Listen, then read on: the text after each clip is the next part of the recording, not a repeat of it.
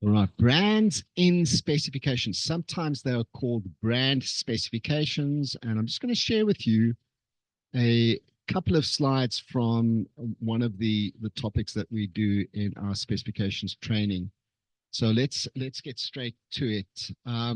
Basically, what is a brand? Here are a couple of definitions. Brand name of a product, the name the manufacturer gives it and under which it is sold, given by a manufacturer or merchant to an article or service to distinguish it as produced or sold by that manufacturer or merchant, and that may be used and protected as a trademark. In let's just quickly pause. All right, so just getting messages here to say the video is not on. Let's just be sure that the screen saving is happening. Video's on. There are. Good morning, everybody. All right, so in a procurement context, SIPS says that brand is the image of an organization, the name, logo, slogan, colors, etc., that differentiate it from the competition. And NIGP in the USA, this is actually from a document which NIGP and SIPS put together. Brand name description is a title, term, symbol, design, or any combination thereof used to describe a product by a unique identifier and its producer. And then they're starting to show that there may be times when brands should be used. And they're saying performance specifications may use brand names to describe the desired output and quality levels of a commodity. Let's take this further. So if you look internationally, and I'm always trying to understand, particularly because South Africa is looking at new legislation, we're looking at new regulations for the Public Procurement Act. I really want to try and understand what is the rest of the world doing, and not that we must follow what they're doing, but just it provides an interesting benchmark. And what's interesting is that it's not universal, that you've always got to use the word brand or equivalent. It certainly is widespread. So the UNCITRAL model law public procurement certainly says that, and there you can see the words sufficiently precise or intelligible way. And they certainly then do say that you should use the word brand name or equivalent. You can see in the USA, the Federal Acquisition Regulations, they certainly also use the name brand or equal. So interesting. And I quite like that because equivalent is a big word. Sometimes not everybody might understand it in the same way, but brand or equal is an interesting one. The European Community says unless justified, you should not have trademarks, patents, types, or specific origin or production with the effects favoring. It shall be permitted on an exceptional basis and accompanied by the words or equivalent. But very interesting, Brazil does not have that. You can use brands or models but you just have to have justification for that, and it's a fairly recent legislation as well. India, there's no explicit ban either. Interesting though that because they're really trying to encourage local, they do have policy statements to try and avoid specifying foreign brands. And Singapore, only use Singapore because it's one of the least corrupt countries in the world, one of them, and they certainly then do have the word or equivalent. So it's not unanimous. It's not unanimous, but certainly the term justification comes through, and it's quite an interesting thing as we go through. Let's have a quick look then at some others that might be of interest. So the World Bank certainly says or equivalent, but they recognize that there might be times when it's justified to use brand, and you can see the word standardization of goods that need to be compatible with existing goods may justify additional purchases from the original firm. Interesting, the term there as opposed to original brand. If the advantage disadvantage of the other brand or source of equipment have been considered on grounds acceptable to the bank. But certainly you can see the World Bank uses the term or equivalent there. In the European Community, they also try and discourage people from using brand, and but certainly then to put equivalent in as well. But have a look at this, and this is the big concern, is that we are seeing many SEM teams push back on the use of brand. And what is happening is exactly this, that the users are out there, they want that brand. And so what they end up doing is there's a cut and paste, there's a copy of the specification sheet of the brand that they're looking for, and that becomes the specification. It's biased. It's not right. It's being deceitful. It's not transparent. And we certainly want to try and avoid that kind of thing. The United Nations also suggests the word or equivalent, but certainly may be practical in some specification types. And you can see here that they refer to functional performance and or technical standards. Specifying brand names should be avoided as much as possible. Wherever brands are used to define functional performance or technical, remember that, and I will share with you a couple of points that they make a bit later. The US, there's the term brand or equal, but they also say here that while the use of performance specifications preferred to encourage offers to propose innovative solutions, the use of brand name or equal purchase descriptions may be advantageous under certain circumstances. So we can certainly see that it's not a clear cut. You may not use it. You must not use it. You cannot use it. There are times when it's justifiable, and then there are some jurisdictions that require you to say the word or equivalent or equal. So what does South Africa say? Clearly, in the MFMA, in local government, the local government regulations are very clear that when you put specifications together, you may not make reference to any particular trademark, name, patent, design, type, specific origin, or producer, unless there is no other sufficiently precise or intelligible way of describing the characteristics of the work, in which case such reference must be accompanied by the words or equivalent. Accompanied by the words equivalent. So it's very clear in MFMA. It's a regulation. It is indeed a regulation. It is something that was included in the original regulations of 2005. What does the PFMA say? There is no regulation and there is no instruction that refers to the use of brand or require the use of brand name or equivalent. Let's just be absolutely clear on this. I hear too many people making statements to say that there is an instruction, it is a lawful requirement under the PFMA that you have to use brand name or equivalent. It is not. There is no regulation. There's no instruction to that effect. I'm happy to take some questions towards the back end of this. There certainly are statements in the SEM guide to accounting officers, accounting authorities, but it's in the guide. This guide does not represent legal requirements. This guide is not legislation. There are 3 places where it refers to the use of brands and says, if unavoidable or equivalent must be used after a certain reference. But this is not legislation. This is the guide for PFMA.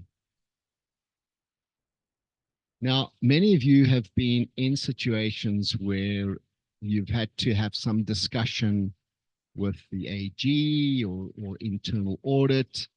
And what happens for those who are sharp about this, you would say, listen, there is no instruction that says I can't use brand name. There is no regulation in the PFMA that says I can't use brand name, and therefore I'm using brand name. And then what happens typically is the discussion moves to the Constitution. And so this still just, I can't get around this in my mind that we're having an audit clerk engaging in a constitutional argument. Now, let's just have a look at this constitutional argument, because I think it's important that we understand 2171. 2171, yes, it refers to fair, equitable, transparent, competitive, and cost-effective. But please, folk, this term "and" here is critical. If there are lawyers online today, please help me out. The word and very clearly means you can't pick and choose one of these terms and use that as the argument. You can't say, we can't use brand because it's not fair to those who don't have that brand. We can't use brand because it's not competitive. No, we've got to look at all 5 of these terms because it says fair, equitable, transparent, competitive, and cost effective. And so this is not an easy argument. That's why we have a constitutional court. We have a constitutional court to argue constitutional matters. Yes, absolutely. We can have a discussion on constitutional matters, but then that discussion needs to be a proper discussion. It can't be a naive discussion where we pick and choose which term here suits us for this particular argument. We've got to have a fair, equitable, transparent, competitive, and cost-effective argument. And in some cases, there will be terms which might outweigh other terms. And the term that we don't hear often enough is the term cost-effective. Now, for many of you, you might say cost-effective means value for money. It might not mean value for money. If you read the Constitution, it says the system must be cost-effective. The system must be transparent. The system must be competitive. The system must be cost-effective.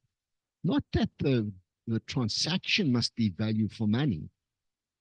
It doesn't make sense to go out, and that's why we have deviations. It doesn't make sense to go out and have a competitive proposal when you know there's only one.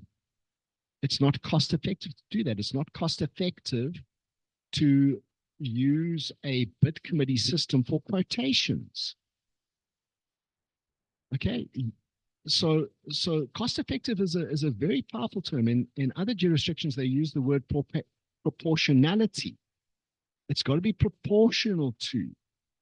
And so very important that if you have a finding, if you do find yourself in a position where you've used brand and you maybe have not included the word or equivalent, you must have the discussion with the audit clerk, the AGSA, on this and point, and justify your argument against all 5 of these and why it is that you've decided that this one is more important than the other one.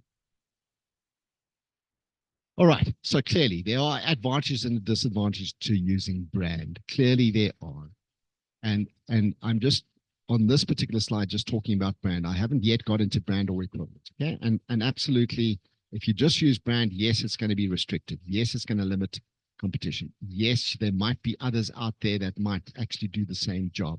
It may also increase the price because you're now buying a branded item, and there might be other items which they have not spent as much money in marketing that particular brand, and so it might lead to an increased price. And it may be that you actually just channeling this particular transaction into a sole source. It might also mean that you've got some effort to justify why it is that you're doing it. The advantages, however, and these are not to be sneezed at. The advantages might be that it allows you for standardization. You might have a particular fleet and you've trained people in that particular fleet. You've got all the equipment to check that particular brand of motor vehicle. You've invested in BMW equipment to check the tuning and the performance of BMW engines. And now if you start moving away from that standardization, now you need other equipment. It is actually a way to meet the expectations of the end user. And this is the challenge for supply chain. In many cases, the end user wants that particular, and so it may be better to meet that requirement of the end user by including brand. And very interesting, this is a very interesting point. We don't get into this enough, and we certainly will unpack this a lot more, that it, in particular types of specifications, it will take you far quicker to put a brand specification together than trying to describe all the criteria that you need.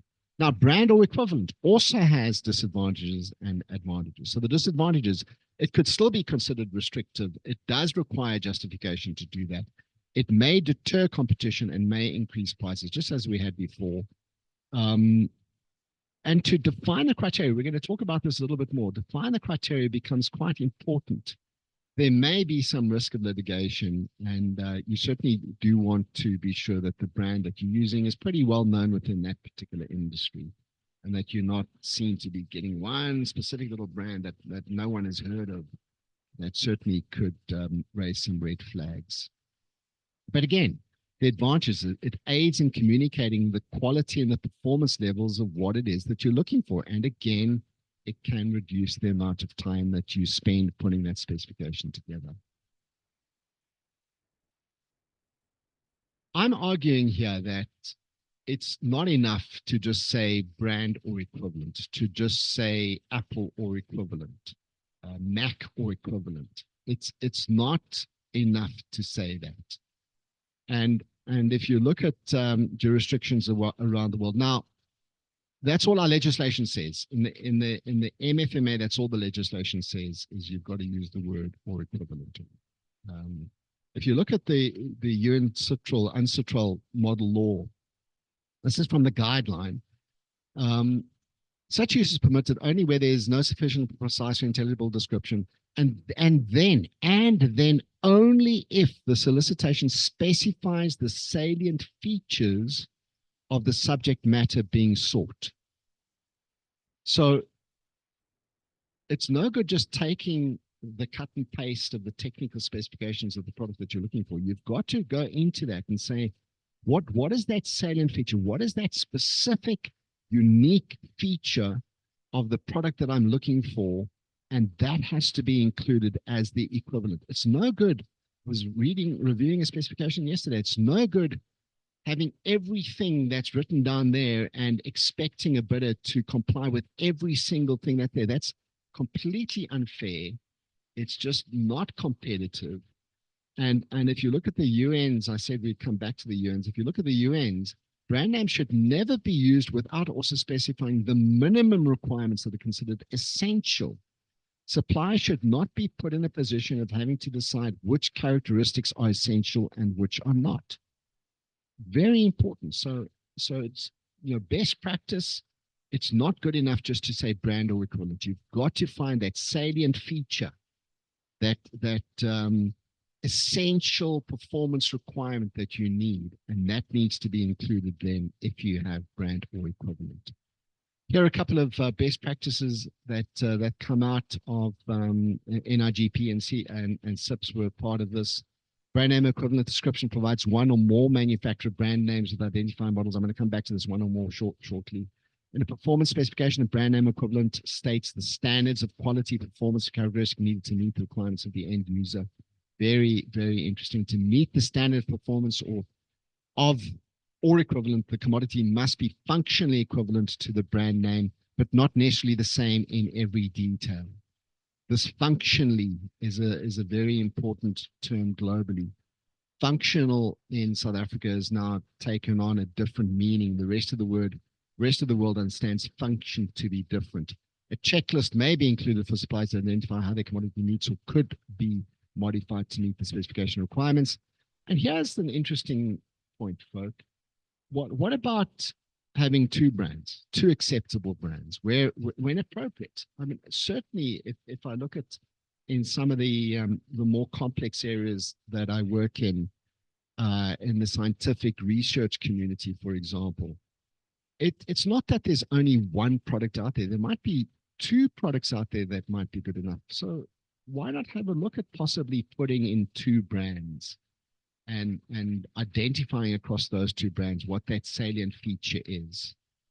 And then lastly, I just wanted to share a couple of justifications as to why you could use a particular brand. And I'm not going to go into it now, but there's been a lot of discussion in the US. It's not a requirement in South Africa, but there's a lot of discussion in the US that if you do include brand, you've also got to include the justification. Very interesting from a transparency perspective that should be done. We don't have to do that in South Africa, but certainly if you do, it is always good to have the justification or the business case for it. So one of those certainly is standardization. You've already have an installed base of Cisco networking equipment already, and Cisco works with Cisco, and so you would put Cisco in. Interoperability and compatibility. You might have some very sensitive medical equipment, and if you now include parts which are not the same brand of the GE or the Siemens medical equipment that you've got, then it could compromise the safety and the operability of that particular. There might just be an insufficiently precise way of describing it. So in the research space, a Zeiss microscope, very, very high quality lenses that they have. And so, there may be no other way to explain it than through Zeiss. And so the tender would use the Zeiss Axio Observer or equivalent as an example of what that might be. And it might be that you've done the work, you've done some experimentation, you've done some testing of different products, and there is only one that meets your particular performance requirement. So that could be in the military, for example, night vision scope with patented low light technology. And it might only come from one brand. There might be multiple dealers and agents that you can go to for that one brand, but certainly there would be no other way of describing it. So these are some of the reasons why, and certainly if you're in SCM, you want to assist the user to explain to you why it is that they want Cisco, why it is they want to specify Zeiss in their particular specifications. I'm going to open up the discussion now to yourselves and welcome you to add any comments to this. So excellent question, Rikim Keezy. So on the premise that the guide is not legislation, is it fair for the AGSA to raise audit queries or findings? It's not. And you need to be very clear, particularly if you're in a PFMA environment, remember, in a PFMA environment, you've got to be very, very clear, and you've got to ask them. Irregular expenditure finding, Tandi, I see your name, and irregular expenditure finding means non-compliance with legislation. Where is the legislation that says that? And they won't find the legislation. And so they end up then having that discussion at a constitutional level 2171.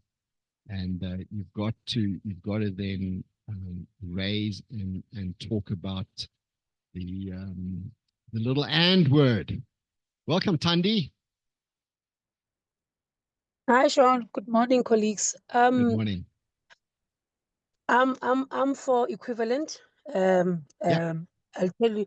Here's the thing, Sean, and one of the reasons why we have that equivalent on our specification is because legislation is appreciative of the fact that in government we tap in many industries, and we are appreciating that we have fallen short somewhere on our commodity analysis and market research. Because if you are in ABI, you are in the beverage industry, your focus is beverages only. And you will do a proper market research, you will know who's out there, and when you go to market, you will definitely be able to tap on everyone. But in government, we are buying everything. So the equivalent is to say, you know what, I don't want to close myself out. Maybe there are others that are out there. Therefore, I'm allowing for them to also participate. I remember my first introduction to Lenovo, we went out on tender. They put the description and they say Dell or equivalent. And then Lenovo came. And then when they were assessed, they actually complied. That's how I got to know and use Lenovo. So one thing that you also need to be cognizant of is that in the business-to-business environment, government was still the biggest buyer. It's not only about the buying, but it's also about stimulating the economy and to also allow the new market players to come in. So now what I like about that instruction note of procurement through other means, that instruction note, I think it brought in balance in when can you use brand, when can you not use brands. Because now when you look at circumstances with which you can procure through other means, that's where then you talk about standardization, interfacing, and whatever. And if you don't want to compete, don't waste our time. If you don't want competition, go to your people and work out something with your BM or your Mercedes, because it takes time to advertise, to respond to bid as tenderers and all of that. So don't even bother putting a tender and put a brand.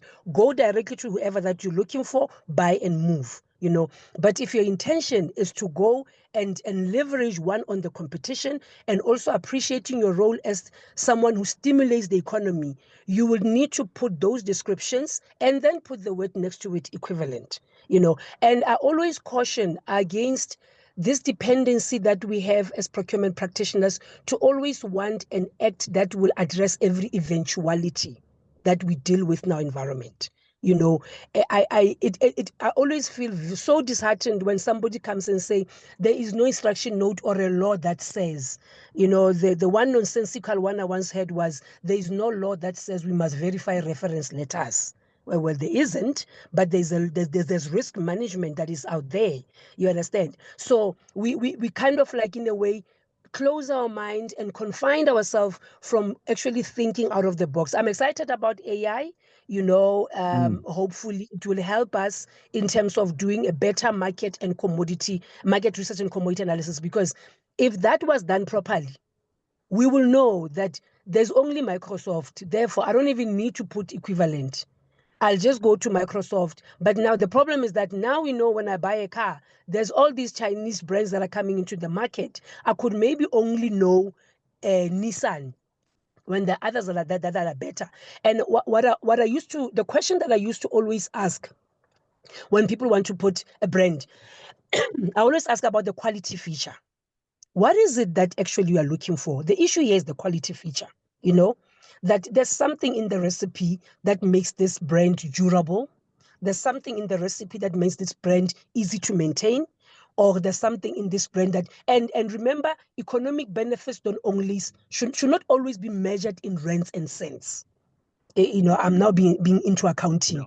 In accounting, when you talk economic benefits, we're talking about a whole lot of things. It's not only about rents and cents, So, so the issue here is the quality feature, and then we need to have now dig deep and have this robust discussion and say, what is it about Nissan that wants you to have Nissan, what vis-a-vis Mercedes or whatever, But I think in a nutshell, the whole idea of equivalent is to appreciate that there is some sort of a weakness in our market and commodity analysis, because we are tapping in all industries. Thanks, Tandi. Tandi, what do you say about the point that I've made, that when you say brand or equivalent, you've got to include the salient feature. Let me just give you a little story. So one of my times I was put in to run a particular SEM unit, and I went to the briefing session. It was my first day there. First thing I had to do that morning was attend a briefing session, and in the briefing session, it was for laptops, and the user said, "Look, we want Dell laptops, but we were told by SEM that we can't use the word Dell, and so we didn't put Dell in the specification." And he had a lot of pushback then from those that were there, because Lenovo was there, and in the days Sahara and HP were there, and they said, "You can't now say that." And the HP guy, remember, he'd flown in from Cape Town and had to come in the night before because it was an early morning briefing session. Anyway, and so the user said, "Oh, okay. If you HP and Sahara, you can bid," and so they did, and the specification process ended up in HP winning the deal. Why he wanted Dell was they had invested in Dell docking stations. I shared this with Mike earlier this week. And so it's no good just saying Dell or equivalent. You've got to say what is that feature, that salient feature that it is equivalent to. And had there been a little bit more discussion with the user, as opposed to SCM saying you can't say brand, then they may have been in a better position. Tandy, that point about including, you can't just say equivalent. You've got to put the salient feature. What are your thoughts? You have to, Sean, remember context matters. And I always say to SCM practitioners that remember when you deal with user department, they are trained to do the work that they're trained to do with this engineering and all of that. So we need to talk some more so that they also talk back some more, that we are able to get more information. Because that's why I'm talking about this instruction note where I'm saying it has brought a good balance. Because the now other means, which this is doesn't where, refer to brand, yes, but you can have yes, brand in your because policy. Yeah. you know, because we had the extreme part where I need Dell for purpose of standardization. The other part, I need Dell because Dell has given me a bribe, you know.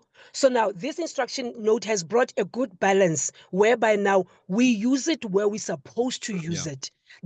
We cannot use brands, but context matters. So now if this person comes and say, supply chain said, oh my goodness, I probably would have punched him on the nose. Like, why do you say that next to everyone? But now it goes back to say, what happened at the BISPEC committee? What questions were asked at the BISPEC committee? Because once we had that, we will not even have gone out on tender. We've got to We would have lift the actually level of gone, discussion.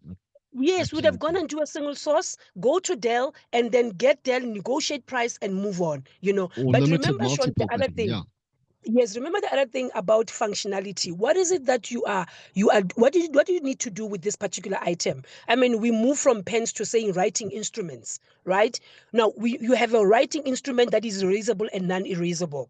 Now, which is a permanent one. And erasable, it's a pencil. Now, we start talking about a pencil. A permanent one, it could be a pen, it could be a marker, it could be anything, you know. And this is where you start appreciating that one thing that we have neglected in SCM is demand management. Demand management has been neglected for the longest of time. And it's these conversations that even with preferential procurement regulation 2022, when it came out, I actually said that we are being exposed that we have neglected demand management. We always rush to the market without actually not doing a proper planning and proper scanning of our environment. So this conversation goes back to demand management to say, when we do our specification, big departments like health, Department of Health will have literally a director for demand management. That just shows that how big this unit is. But some organization, you have a demand and acquisition officer. I always want to see that. I really get worried. When you have a demand and acquisition officer, not even a director, officer, that should tell you that you are going to have problems. So is that issue to say that now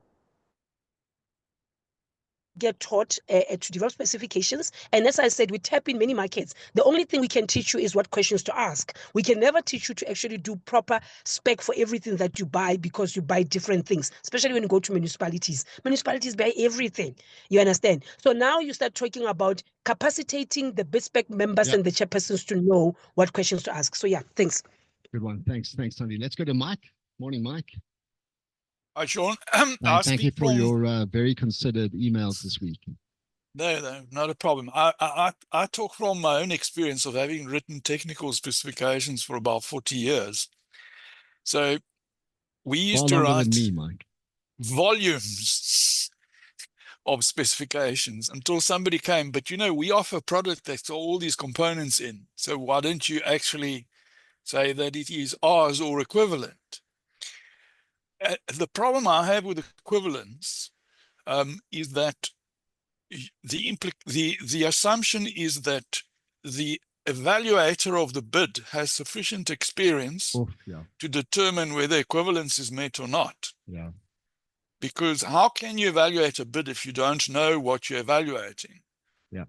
And I mean, in South Africa at the moment, I think that would be, in the majority of procurement in municipalities, it would be far-fetched to expect the whole of the bid evaluation committee to know what they are actually evaluating. And if I can just be devil's advocate, and that explains why mayors end up with 1.5 million rand BMWs, X7s or Mercedes-Benzes, and not with Mahindras or Great Wall Motors or Photons that do exactly the same job, are not as glamorous, and probably cost a third of the price. So yeah, anyway, that's my 2 cents. Thank you. Chris, good morning. Welcome. Hi, Sean. Morning, everybody. Morning. Thanks for the chance to say something. I just want to, what Prof. Kino often says, and I think you all know Prof. Kino by now, is that the mischief often gets done, or he actually is a bit more, he's convinced that it's almost always the mischief gets done at bid specification time. Yeah. So the bid specification committee often causes the problems. As one of the previous speakers says, the bid specification committee is often under a lot of time pressure. So, once the accounting officer or accounting authority decides that we're going to go out on tender now, then suddenly it's extremely urgent, and the bid specification committee has to rush that specifications out very quickly, and then the temptation is to use or equivalent, that brand or equivalent. But I just want to tag on to your comment about the word "and" in section 217 of the Constitution. Like you've got So a regulation Chris, I appreciate your 27.2 in the supply chain management regulations under the MFMA also have that word "and" in it. So you can't just look at subsection E and say, well, there it allows me to say equivalent, and you haven't looked at all the other provisions. So there's A to G. You can't just look at E. There's the word "and" is there, and it's a very important little word there, because you've got to take into account all of those sub regulations. So it's not as easy as just saying, oh, well, it's difficult to describe it in any other way, or it's going to be expensive to describe it in any other way. You have to be able to justify it against all those other section sub-regulations as well. Thanks. Thanks, Chris. Morning, Carl. Welcome.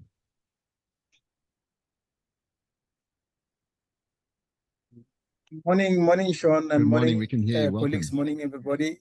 Yeah, Sean, just go to your slide 14, please. Or was it? Yeah, 14. Go to 14. Let's see if it's not 14. But I think it's 14. That's 14. What Yes. did the slide say? Recall? You are right on the slide where you spoke about it should be all and not one specific. It should be fair, equitable, transparent, competitive, and cost effective.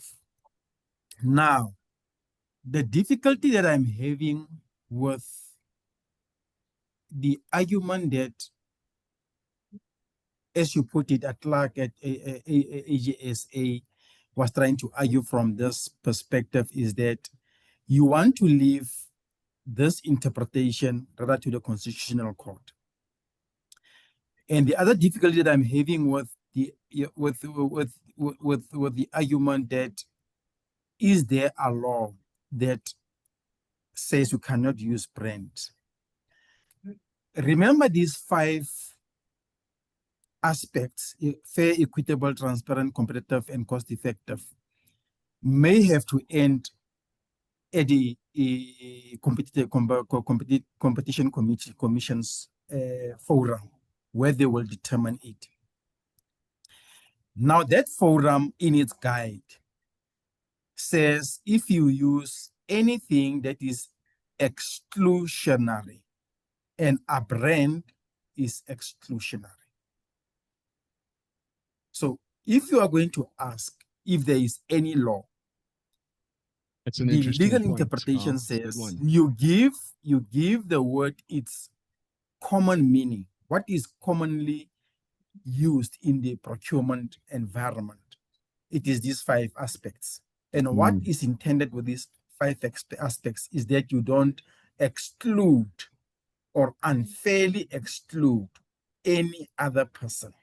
And a brand, in terms of the guide of the competitions commission, is if you use a brand, it is something that is going to exclude. I think it's in chapter 4 of that guide, where they even gave an example of what National Treasury did in 2019 with its RT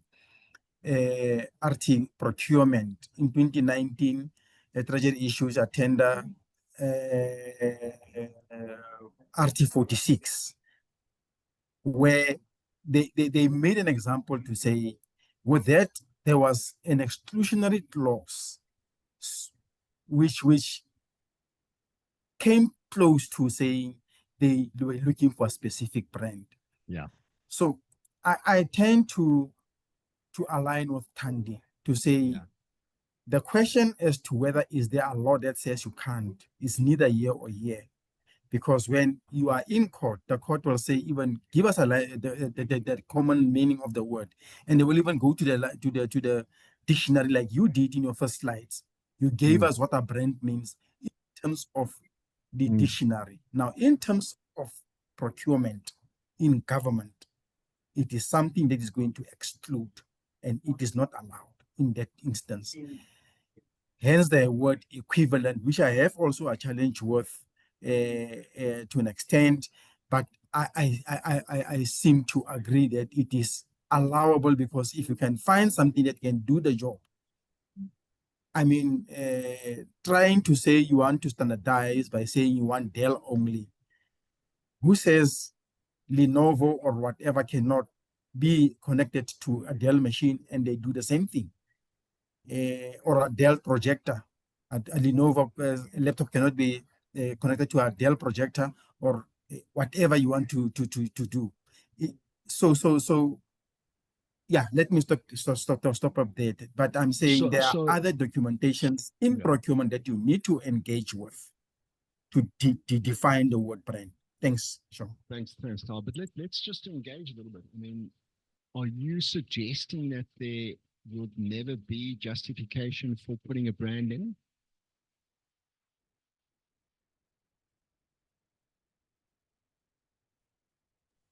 Carl, you're suggesting that it'll never be, there'll never be a reason to include brand. No, in the medical field, and I think as well as in the, and I'm not sure, but let me restrict myself to the medical field. Yeah. There are types of machines that are solely made by a certain service provider, and that service provider has patented or branded their machine. Yeah. So in that instance, like Thandi has correctly said, don't waste our time. You need that machine. It is a life-saving machine. Your specs should talk to that machine, end of the story. And you go to that person, you don't advertise. So there are instances, as that practice note allows, to say, in such instances, you are allowed because there is only one service provider that offers that machine, and it's a critical life-saving machine. We know Mercedes-Benz is the only one who produces Mercedes-Benz, but it is not a life-saving thing. It is a means of transportation that you can get with any other brand, including Tata. How in some instances, there might be very specific pieces of equipment. They could be medical or scientific, which is, but it is supplied by 2 or maybe 3 suppliers. So there could be 2 or 3 agents in the country, and they supply the Siemens consumables for a Siemens CAT scan machine. You could still use other means then by going to those 3 and asking them to quote, which I think is your point. But just to add, good.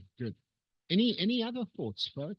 So nice one there, but to bring in the competition commission and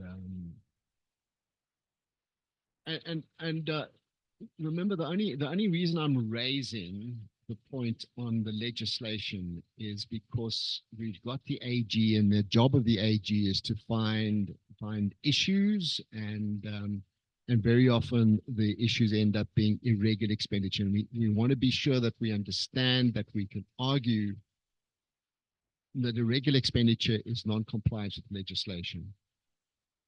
and very important to do Our that. challenge, Sean, sorry for just barging in. Our challenge is, as public servants is being subservient or working with our eyes, looking at the back as to what the AG is saying. We are the custodians, we are practitioners. We shouldn't wait for the AG to come and define for us, or even our court to come and define for us what we meant with what we meant in instruction note, or what we did as practitioners. We should. So whenever somebody tells me what will the AG says, like Tandy says, I wish I had first I could punch them on the or punch them as well, but it's not the way to go. But yeah, the thing is what you are doing right or wrong. And if you can justify why it is right, like in those instances where there is only 2 agencies in the country or 1 agency in the country for Siemens or whatever, if you can show that, why should you be looking backwards always? Thanks, Sean. Selo, good morning. Selo Masebi. Good morning, Sean. I hope I'm audible. You've put a great comment in the chat. Yes, I'm just following up on that comment. Good morning, colleagues, as well. I just wanted some clarity. Maybe you had touched on it earlier because I joined a little bit late, but we've got a conundrum where we're writing quite a few specifications for government departments. The common issue or the common problem that we get from the end user client is that when they take our specification and they search on, say, Google, when you say the client, I'm saying before they approve our specification. So I'm saying the client, I'm saying the government department. Okay, yeah. Yes, let's say SAPS, for instance, right? We write a spec for them. Then they say to us, but well, your spec, when we search for that specific item on Google, it directs us to a brand. Yeah. Right? Even though on my end, I haven't put a brand name in it. Yeah. You know? So for instance, let's say maybe it's a jacket. And that jacket, when you copy and paste my specification onto Google search, right? It takes you to Cape Union Mart, for instance. It's very difficult for me. So I don't know, how do we resolve that issue? Well, it's because because that's where it starts, you know. So very often what is happening, and you don't have to engage further, but what is happening is people are going out there and they're finding the specification of the product that they want, and they take that specification, they take the technical spec, and they use that as the specification. And so when you do the search, the Google search, it automatically comes back to say, hey, you're looking for this jacket from Cape Union Mart, because that typically is where the specification comes from, and that's why they do that kind of checking, is to be sure. Now, what you've got to do is you've got to find that real salient feature and just pick that out, and hopefully it will then create more competition because you've just picked on the salient feature in that. And yeah, good one. Advocate Nandi Pansaluba. Hi, Sean. Good morning. Am I audible? Yes, we can hear you. Morning. Good morning to the family. I came a bit late, Sean, but this topic is an interesting one for me because, like the previous colleague has just said, I mean, dealing with SITA, I was faced with this reality all the time that I'm told if I want a MacBook, I must write everything. Full summary when you put it on a search, any search, because I'm not allowed, my profession does not allow me to choose one search as opposed to the other. The specification will land itself in something. And so whilst I understand the reason behind, what I think I understand, but the question is, in reality, is there any specification that does not land itself in a brand? I just want to have a sense on that. Because anything that you do, you copied it somewhere. And if you take it back, like the colleague had said, it will land itself in some brand in one way or another. Yeah, yeah. So is this requirement really practically and honestly and ethically something that we're able to do? That's the question. issue I used Yeah, to have with yeah. CETA, and I'm still having an issue with it. Yeah, yeah. And I think that's possibly why Brazil, they haven't gone that way. Brazil, they're just saying you can use brand, but you must justify it. And they don't have this brand or equivalent. I think it's a very difficult thing to do. And I think it's creating dysfunctional behaviors by users and SEM. I mean, I heard last week a senior SEM person recommend that the user goes and finds the brand that they're looking for, and they copy and paste the technical requirements, put that into the specification, just to be sure that they get the right. It's just that they get the right piece of equipment that they're looking for. They get the right brand they're looking for. So it's yeah, I think we've got to move more towards justifying why, as opposed to getting into this debate around brand or equivalent.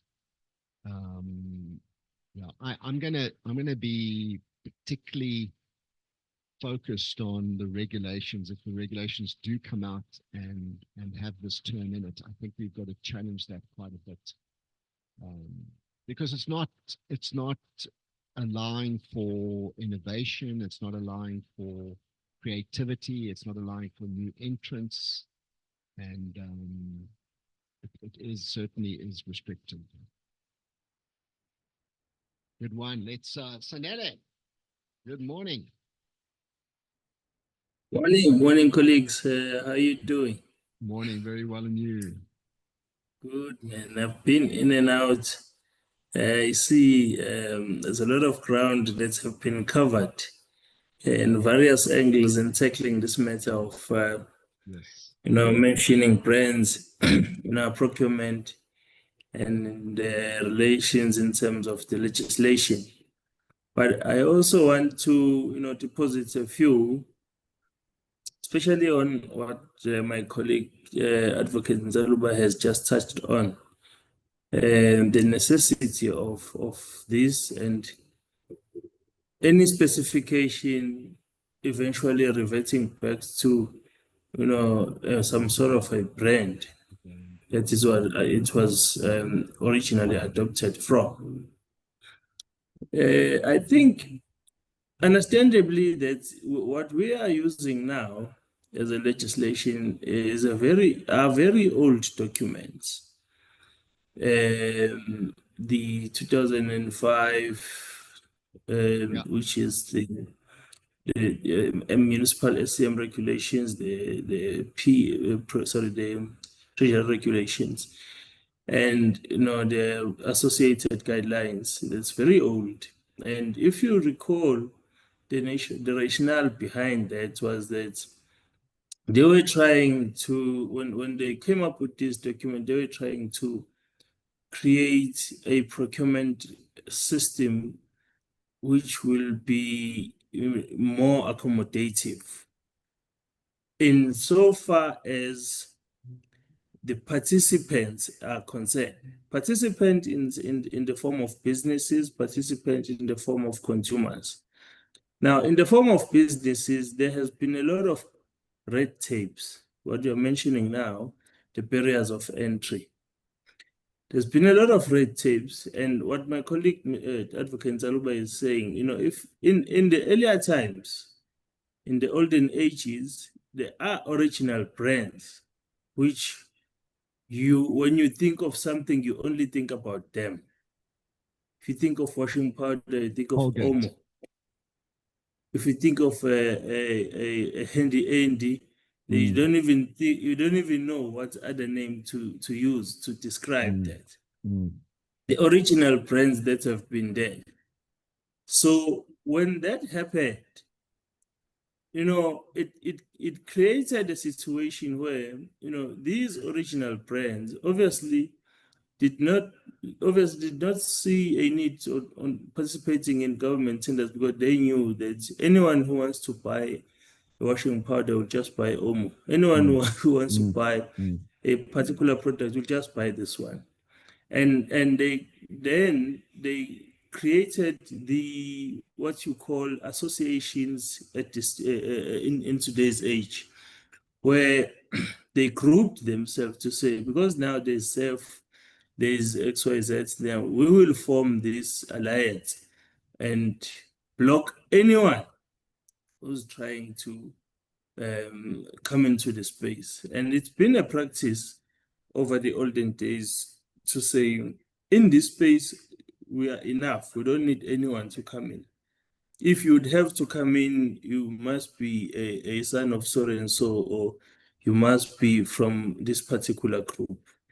So there's been significant barriers of entries and the red tapes when it comes to, producing or developing new products. And then, the legislation then, covered this point by saying you need not to specify brands if you want this thing. Now, because there were new players who were trying to come in and they were being blocked by the system. And when that happened, in any case, when you would have to specify a particular product, you will always find yourself having to find your specification aligning with the original or which the earlier developed products that existed. Now, even, there's new or the latest product that have been developed would have, borrowed some of the features from the original produced item to say, this is what we want to do. We want to make this product, but you can do it better because of XYZ. You'll know that even if I'm making an example of a washing powder, Sunlight's washing powder is new. It hasn't been there, it's new. And it borrowed the features from the originals. And that happening, it was in a sense of trying to ease the entrance or the barriers of entry into any possible market, to try and ensure that no one feels that this environment is owned by certain people or certain group. Hence, these provisions that you need not to use the brand name. So in any case, when you find yourself having to craft a specification, I saw a comment, one of the colleagues saying, if you go on Google and try to find a specification, it links you to a particular brand. And I think I agree with you, Sean, when you say you look at the functionalities of that particular specification, and there would be generic functionalities in the specification. And then there would be what you call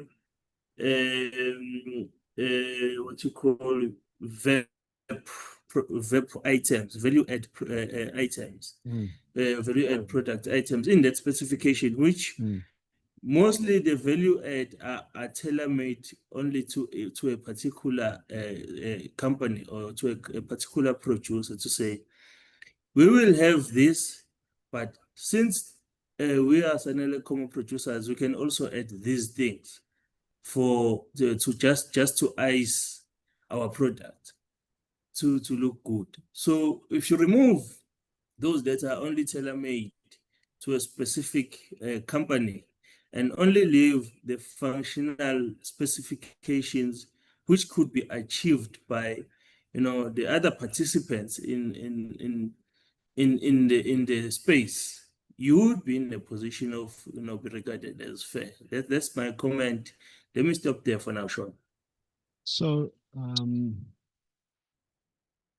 mean, maybe what you're suggesting, Sanele, let's go to Fikile, and then good morning, Fikile, welcome. Good morning, Sean. Good morning, colleagues. Thank you for all the wisdom that has come out of the discussion. But I think one thing that we must not overlook is discussing the utilization of, am I audible? Yes, we can hear the utilization of. The utilization of brand names without talking about the process that must be followed in terms of the sourcing or the utilization of the brand name. And Tandy was underscoring a very critical point, talking to the context, because when you utilize a brand name, it talks to deviating from the normal process, because the utilization of a brand name has to be uniquely approved by the, for instance, the accounting officer or the delegated person. But also what we need to look at is the fact that at times the equivalent would not work, especially when you're talking to, for instance, food items. If you're talking about baked beans, for instance, if you talk of cool or equivalent, you normally get to a problem where the test varies from brand to brand. As much as the key essentials are there, those who are used to having cool baked beans will not find any other brand palatable. And we normally experience that, especially when you are sourcing for food commodities. So the issue that Tandy was raising of the context then becomes very critical, that we can't discuss the brand name without actually talking to the process that you use for sourcing, wherein the issue of context will then come in. Thank you very much. Very good one. Good one. Fikile and Sanela, are we saying that you know, if you don't have one of these justifications, then you should not be using brand or equivalent? On my side, precisely. Go ahead, Fikile.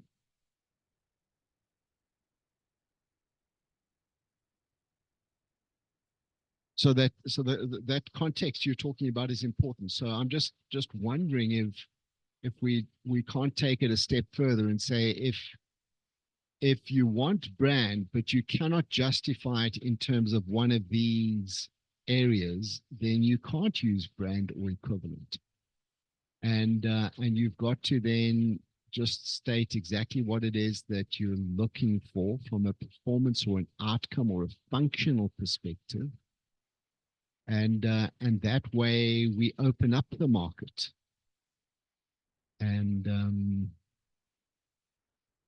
allow other entrants to come in. So I think this, for me, which I think is why I think there's such a big focus at the moment in the US around justification and being very clear and transparent on justifying why you have said brand or equivalent. Go ahead, Mike. Sorry, if I may throw a bit of a curveball. I just want to query the local content issue in the context of cost effectiveness and imported equipment. What is cost effectiveness imported equipment when the country the equipment is imported from has no labor legislation, provides subsidies, subsidized rental, subsidized power, subsidized water, zero rates, export incentives, and so on? How do you gauge cost effectiveness? Okay, let's jump to Fikile. We'll come back to that, Mike. Thank you, Sean. I wanted to follow up on the issue that we're raising so that we don't maybe talk past each other. If we use brand name or equivalent, we're opening the net wide. We are inviting any other participant to come in. But the moment we make a determination that you are going to use a specific brand name, that is where the issue of the context then comes in, because then you are now deviating from going to the open market. You are specifically saying, we want the specific brand, and this is the justification why we want the specific brand. I just wanted to clarify that. Thank you. Yeah. So if we take your coup example, you would say, look, there isn't really a sufficiently precise way of describing coup baked beans, and therefore we're going to have to say coup, and we're not going to put or equivalent in. We're just going to say it's got to be coup baked beans, because context matters. Thandi? Thanks, Sean. Yeah, what Fikile is talking about is very interesting. It goes back now to even food labeling now, the nutrients as well, pertaining to what is prescribed for diet and all of that. But what Mike, I wanted to just throw another curveball on what Mike has just asked now. I'm thinking what he's talking to now is sustainable procurement. And currently, when we look at our procurement process on the pillars of sustainability, it only talks to the financial component of it, but the social and the environmental aspect of it is not there. And now then the question is, now I'm digressing, literally digressing, because now I'm talking sustainability, to say that should we be trying to fit sustainability under cost effectiveness? Or should we maybe appreciate that it's maybe our 217, it's not that broad to cater for sustainable procurement, but at the same time, again, sustainability is not set in section 217, such as other sections of the Constitution enabled by other pieces of legislation. But I think what Michael is trying to do is to maybe try to squeeze sustainable procurement under the. Thanks everybody for your contributions, and it's not an easy space. I think there's a lot more that we need to look at. Thanks to everybody for your contributions, sincerely, everyone, for your contributions and questions, and I hope this just at least allays or dispenses with the perception that there is an instruction out there for PFMA that is the equivalent to the MFMA one. There is not. And also just to raise the question that, hey, this issue of or equivalent is not a universally accepted term, and maybe it's something that we need to look at a lot more carefully next time we get into looking at the regulations, which will hopefully be soon. All right, next week we're going to have a special guest on. She is really clued up. She has got a lot of experience in both public and private sector on procurement, and looking forward to her being on. I will send out an email probably on Monday to let you know who it is, and be sure that you join us next week for that. I do have I have put into the chat the presentation. We could certainly, this has been recorded, so Louise, just send me an email if you would like me to send you the notes, all right? Brian, good morning. Did you want to say something? Brian, welcome.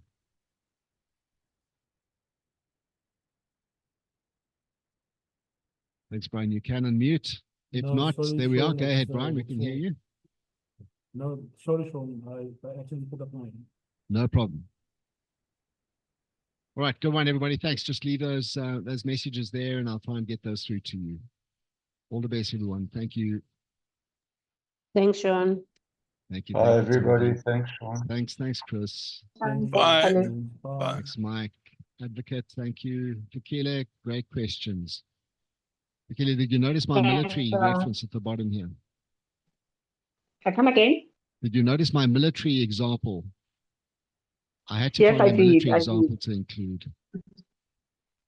I did. I didn't want to go deep into that because, with us, like our ration pack, our wet and dry, at times not going equivalent can bring a new product that has not really been tested in the market, and you'll find people not eating whatever you have bought for them. Yeah. But thanks for that. Good one. Thank you. Thanks, Advocate.